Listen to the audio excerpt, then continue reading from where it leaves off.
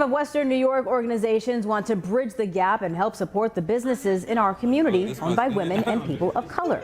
That's what brought dozens of business owners to Canisius University tonight, a networking opportunity to make connections, establish relationships, and support one another. 7 News reporter Jocelyn Person introduces us to voices behind this movement. You're coming to the event to say, how can I lift other people up?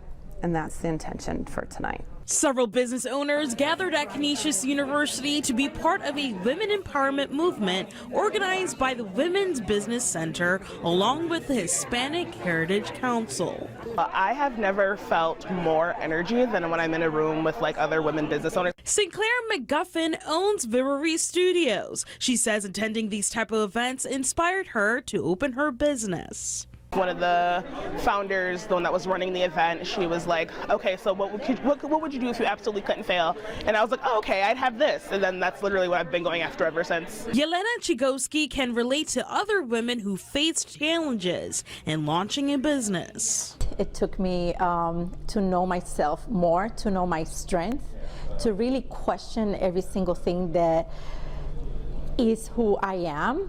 And that is the way that I was able to be here, to be able to build my business. Could you imagine the benefit and the productivity that would happen in our community and our country if we collectively spend as much time finding our commonalities and way to work together as we do currently spending time attacking one another and dividing each other?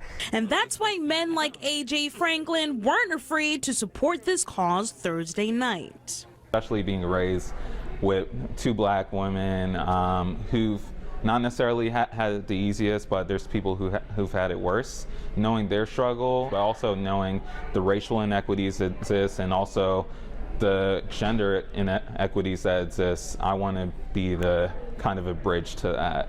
This event of uplifting women doesn't stop here. The Hispanic Heritage Council has special plans to encourage women to keep the momentum going. Women's History Month this coming March, we're going to be working with Buffalo Public Schools, working with 4 different high schools, and the presentation is going to be about professionalism, dressing up for an interview, things like people sometimes don't think about an email, having the right professional email on your resume.